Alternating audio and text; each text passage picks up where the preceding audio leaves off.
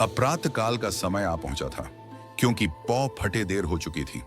मैंने सोचा कि अब विलंब न करना चाहिए और चल देना ही परमोत्तम होगा। भूमि पर एक सुलगता हुआ सिगार स्वयं गिराकर और फिर उसको उठाने के बहाने से झुककर मैंने दिया स्लाई में आग लगा दी। तत्क्षण कूदकर मैं कार में जा बैठा और फिर उस रस्सी को जो मेरे बेलून को पृथ्वी के संग बांधे थी शीघ्र काट दिया। इसके काटते ही एक झपकी मात्र में मेरा बेलून पृथ्वी से ऊपर की ओर अत्यंत शीघ्रता से चढ़ गया। मेरे ऊपर चढ़ते समय बैरोमीटर 30 इंच और थर्मामीटर 19 डिग्री पर था।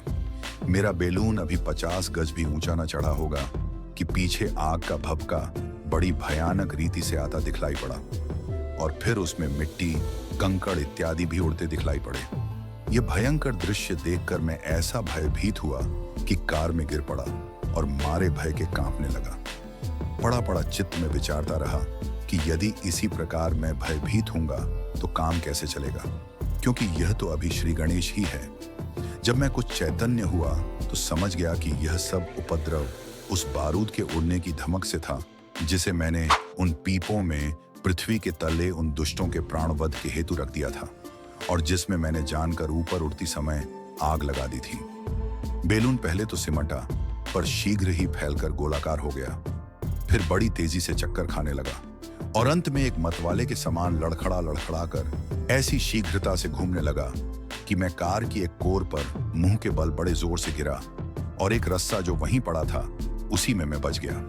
उस समय मेरी दशा जैसी भयंकर थी, उसका यथा योग्य ध्यान में लाना सर्वथा असंभव है। मैं घबरा कर सांस लेने को मुंह बाता था।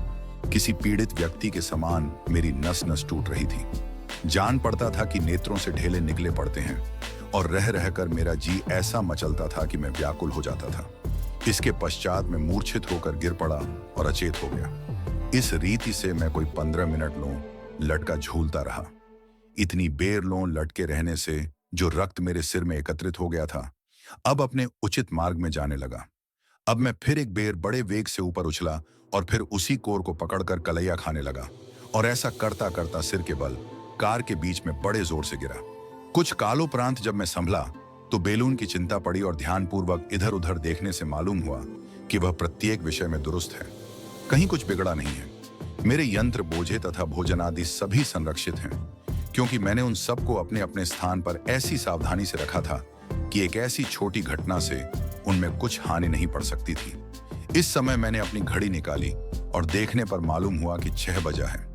मेरा बेलून बड़े वेग से ऊपर चढ़ रहा था और बैरोमीटर देखने से जान पड़ा कि हम लगभग 3.5 मील ऊपर चढ़ आए हैं। नीचे देखने से ठीक मेरे बेलून के तले समुद्र में एक छोटा काला पदार्थ देख पड़ा जिसका आकार लंब के समान था। मैंने शीघ्र ही टेलीस्कोप निकाला और तब मालूम हुआ कि वह पदार्थ एक जंगी जहाज है और उसके चारों ओर झलामई दिखलाई देती है। कहीं पृथ्वी नाम मात्र को भी नहीं दिखाई देती। 3-3.5 मील की ऊंचाई पर पहुंचकर मैंने अपने कार से कुछ बोझ नीचे फेंका, पर उससे मेरे बेलून का वेग न बढ़ा। अब लो मुझे कोई शारीरिक पीड़ा नहीं मालूम होती थी। स्वतंत्रता पूर्वक मैं सांस लेता था और सिर में भी कोई पीड़ा नहीं जान पड़ती थी। बिल्ली भी मेरे कोट पर बड़े आनंद से बैठी थी और कनखियों से कबूतरों को देख रही थी। इन कबूतरों के पैर मैंने बांध दिए थे कि जिससे वे भाग न जाएं, और वे सब भी बैठे दाने चुग रहे थे जो मैंने उनके लिए कार में फेंक दिए थे। 6:30 बजे बैरोमीटर देखने से मालूम हुआ कि मैं लगभग 5 मील ऊंचे चढ़ आया हूं। मैं यह जानकर बड़ा प्रसन्न हुआ। रेखा गणित की गणना से मैं जान सकता था कि पृथ्वी का कितना क्षेत्रफल मेरी दृष्टि के सामने था। सारे भूगोल का 16वां हिस्सा मैं देख रहा था। समुद्र एक स्वच्छ दर्पण के समान मुझे देख पड़ता था। जहाज जो मैंने अभी देखा था उसका अब कहीं पता न था। अब ठहर कर मेरे सिर में कुछ पीड़ा मालूम होने लगी और विशेषकर कानों के समीप बहुत पीड़ा थी, पर तिस पर भी मैं स्वतंत्रता पूर्वक सांस ले रहा था। मेरे कबूतर और बिल्ली भी दुखी नहीं दिखाई देती थी। अब मैं बड़े वेग से ऊपर चढ़ रहा था और 7 बजे बैरोमीटर देखने से मालूम हुआ कि मैं 9-9.5 मील से ऊपर निकल आया हूं। अब मुझे सांस लेने में बड़ी कठिनाई जान पड़ने लगी। मेरे सिर में भी अब बड़ी पीड़ा थी। अपने गालों पर कुछ चिपचिपाहट का बोध होने पर हाथों से टोने से मालूम हुआ कि कान के पर्दों से रुधिर प्रवाह जारी है। इस समय केवल अविचार से मैंने 15 पौंड का बोझ नीचे गिरा दिया। इससे बेलून का वेग अधिकतर बढ़ गया और मुझे इससे भी अधिक पतले वायुमंडल में ले गया, जिसका परिणाम मेरे उद्योग के लिए नाशक हुआ तथा मेरे लिए भी प्राणघातक सरीखा निकला। मैं 5 मिनट तक बिल्कुल बेसुध रहा। मेरी नस नस जकड़ गई थी और जब इसमें कुछ कमी भी हुई तो बड़ी देर के बाद सांस लेता था, और वह भी हाँफता हुआ मुंह खोल के, तब कहीं सांस ले सकता था। अब मेरी नासिका तथा मेरे नेत्रों से भी रुधिर बह रहा था और प्रवाह बड़े वेग से निकलता जाता था। कबूतर भी बड़े दुख में थे और भाग जाने की चेष्टा कर रहे थे। बिल्ली बड़ी दीनता से म्यू म्यू कर रही थी। उसकी जीभ मुंह से बाहर लटक रही थी, मानो किसी विष के प्रभाव से इधर उधर लड़खड़ा रही हो। अब उस बोझ के फेंक देने की मूर्खता स्वयं मुझे खटकने लगी। अब मुझे मृत्यु एक एक क्षण में आती देख पड़ती थी। शारीरिक पीड़ा तथा दुख के प्रभाव से न तो मैं अपने बचने की चेष्टा कर सकता था और न कोई युक्ति सोच सकता था। मेरे सिर की पीड़ा प्रतिक्षण बढ़ती ही जाती थी। अब मुझे पूरा विश्वास हो गया कि कुछ कालोपरांत मैं उन्मत्त हो जाऊंगा। मैं कार में पड़ा अपना चित्त एकाग्र कर रहा था कि मुझे यह ध्यान आया कि किसी प्रकार देह में से कुछ रुधिर निकाल दूं। मेरे पास कोई शलाका न थी जिससे यह काम सहज से करता, इसलिए अपनी छुरी से मैंने अपनी बाईं बांह की एक रग काट दी। रुधिर प्रवाह का निकलना था कि मुझे एक प्रकार का सुख मिलने लगा, और थोड़ी देर में जब एक कटोरा रुधिर से भर गया तो मेरी पीड़ा बहुत कम हो गई। अभी मैंने पैरों के बल उठने की चेष्टा न की थी। अपने घाव को भली प्रकार चिथड़े से बांधकर मैं लेट रहा। कोई पांव घंटे लेटे रहने के उपरांत जब मैं उठा तो मुझे किसी प्रकार की पीड़ा नहीं मालूम देती थी। सांस लेने का दुख बहुत कम हो गया था और मैंने विचारा कि अब मुझे शीघ्र ही वायु जमाने के यंत्र द्वारा सहायता लेनी पड़ेगी। मेरी बिल्ली मेरे कोट से सटी बैठी थी। जब मैं पीड़ित कार में पड़ा था, मेरी बिल्ली ने 3 बच्चे जने। यह देखकर मुझे बड़ा आश्चर्य हुआ। ये 3 जीव मानो मेरे साथी यात्रियों की संख्या में परमेश्वर की ओर से बढ़ाए गए। पर जो कुछ हो, मैं इस संख्या वृद्धि पर प्रसन्न था। मेरा यह विचार था कि पृथ्वी तल पर जो वायु का दबाव मनुष्य देह पर पड़ता है, उसमें कमी होना ही मानो इन नाना प्रकार के दुख पीड़ाओं का कारण है। और अब यदि इन बच्चों को कुछ पीड़ा हुई तो मैं समझूंगा कि मेरा विचार मिथ्या है। 8 बजे के उपरांत मैं भूमि तल से 17 मील ऊपर चढ़ आया था, जिससे मुझे मालूम हुआ कि मेरे बेलून का वेग अब बहुत बढ़ गया है। और यह भी सिद्ध था कि यदि मैं उन बोझों को नीचे न फेंकता तो भी वेग की कुछ वृद्धि अवश्य होती। रह रहकर मेरे सिर पर कान में बहुत पीड़ा मालूम देती थी और मेरी नासिका से रुधिर भी बहने लगता था, पर पहले से अब पीड़ा बहुत कम थी। मैं शीघ्र शीघ्र सांस लेता था और प्रति बार सांस लेने में मुझे छाती जकड़ने की पीड़ा जान पड़ती थी। अब मैंने कंडेंसर, हवा को जमाने अथवा घनी करने वाला यंत्र निकाला और उसे शीघ्र काम करने के योग्य बना दिया। उन कबूतरों को इस समय बड़ी पीड़ा में देख उनको स्वतंत्र कर देने का मेरा विचार हुआ। इसलिए मैंने एक का बंधन खोला और उसको विकर वर्ग के कोर पर धर दिया।